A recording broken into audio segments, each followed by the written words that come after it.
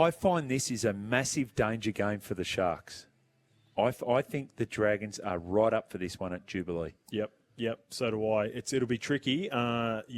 Sometimes you just need that one win. Yep. It wasn't pretty by any means last week against the Canberra Raiders. Flano doesn't care. Clint Gutherson doesn't care. David Clemmer doesn't care. They just want to get, they're veterans. They just want to get a win. And now they go into this. It would have been such a more enjoyable week at training. They've got a derby, so they'll be up for it in that sense as well. And I've got absolutely no read on the Sharks. I've been awful with them for, I feel like 3 years now. Anytime I feel like, all right, now I'm starting to feel the Sharks, they'll go and get beaten by a team like the Dragons, and then when I've given up on them, then they string three together. So Rudolph back, Jesse Colquhoun suspended, so almost a like for like there. So, okay, I think, as I said, I think the Dragons really run them close at Jubilee. Dolphins up against the Roosters, 5:30 at Suncorp Stadium. Of course, there is no Herbie Farnworth. This is my favourite game of the weekend. Okay. Yeah, well, it would have been last night, but then the injuries sort of hampered the performance or the contest of what we could have seen between the Melbourne Storm and the Brisbane Broncos. Dolphins and Roosters, I really think the winner of this game gets that final 8th position. It's a 4-point game, isn't it? Big time. And big time.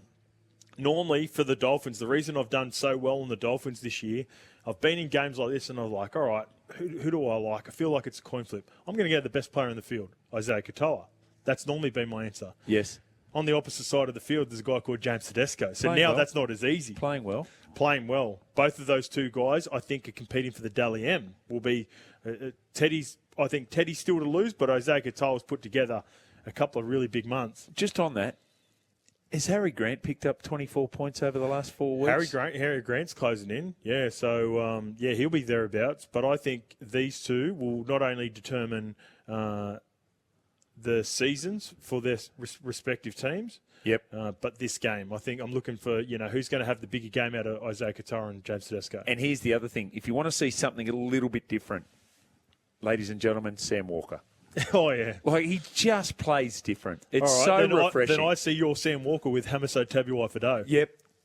There you go. I was watching Vision of, because we had the Matty John show on last night after the footy and just watching it in the background. And they had the Fox on. So they had the vision of the Fox getting run down by the hammer. Yep. He did not break out of a three-quarter pace the whole time. He only runs as fast as he has to. Oh, and then tackled him right in the corner. Absolutely superb. So the winner of that game is? The Dolphins with no confidence, and I can't wait to watch it. No real surprise. I'm going to go for the Roosters in that one. Blue Wealth Bulldogs update. Blue Wealth Property, Australia's leading property research and investment education company. So, up against the Warriors now. Lockie Galvin cleared to play. Cameron Ciraldo had a stand-up, said, yep, no problem. He is going to be right to go. Connor Tracy's still out, obviously. Jacob Kiraz still there at fullback. But that was an interesting way that Ciraldo and Jason Taylor used Stephen Crichton and Jacob Kiraz last week. It feels like it's set up for the Bulldogs, but again, I think this is a tricky game. Yeah. If Lachlan Galvin's hand is showing any signs of if he's been timid in his contact, don't worry, it's only Leka Halasima running now. You'll be right. He's been on fire, the tearaway, hasn't he? So, I just think the Bulldogs,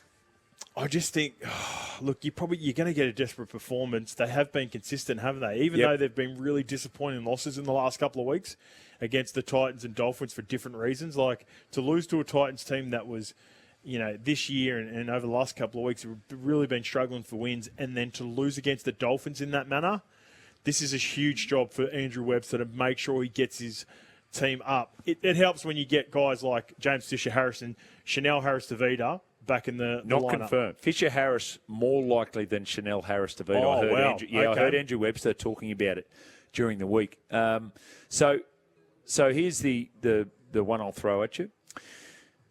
With Mark Nawaqanitawazi ruled out of being NRL Rookie of the Year. Yep. Who's your favourite for it? My favourite is Robert Toya with Leka Halasima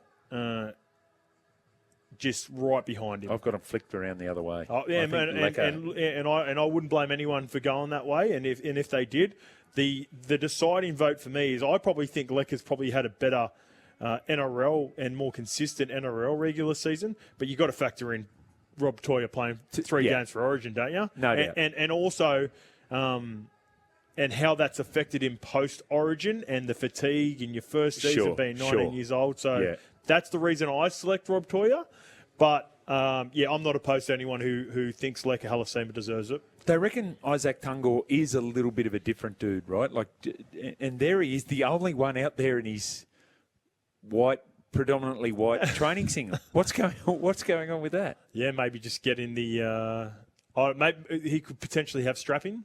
Maybe he's got some strapping on and got some strapping and then chuck the training shirt on straight after rather than putting the polo back on. That could be a factor. But, I heard he's a different cat. Yeah. Yeah. He doesn't do any surgery or anything like that, does he? Oh, really? Yeah. So he's like really big in natural remedies, medicines and all that. Okay. So the issue that he had in the grand final a couple of years ago is because he wouldn't have surgery because he doesn't go under or anything like that. Like it has to be life-threatening, I suppose, for him to do anything like that. I thought he'd have his shoes off and earthing out there. Yeah, are there any earthers? Maybe it's too cold for earthing. No earthing out there. Bulldogs signing K. Docs for 2026. What do you make of that?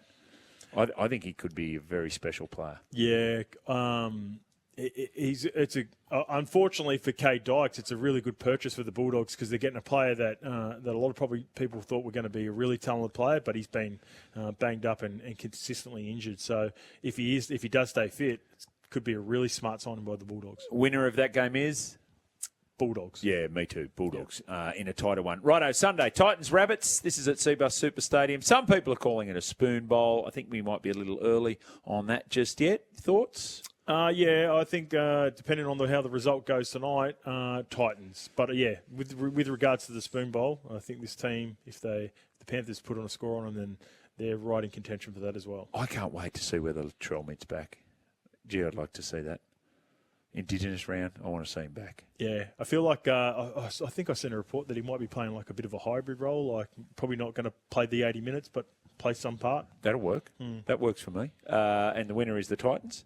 I'm the winner of the Titans. Yep. Eels, Cowboys, this is the Sunday game at 4 o'clock, Combank Stadium. So as you mentioned, Jason Taumalolo back for the Cowboys. Bailey Simonson, what's going on there at the Eels with Bailey Simonson? Yeah, that's strange. The reports are that Dylan Brown is going to play in the centres. That was the report, and that's led to Bailey being, and I think fairly, I think it's fair that he's frustrated because he's the most obvious option, you would think. For Sean Russell? For Sean Russell. So Jordan Samrani's been named in the centres. It's a weird situation. I feel like he's sort of been jumped in the pecking order, in particular by Sean Russell, who's had a cracking season, and it's led to frustration for Bailey. So I think he's a quality player. I reckon someone will pick him up really quickly if he does become available. I think he's absolutely NRL standard. Yes. I think he's a starting NRL quality caliber player. Me too. But do you have his best position, wing or centre? I think I would go wing. I like wing because his carries are really strong, I think. And the winner of that game on Sunday? Eels with no confidence because you don't know what Cowboys are going to turn up. Yeah, I think Eels with confidence. Okay. Mitch Moses they're fantastic. They are a different team. Yeah. And lots of green shoots, as we say there.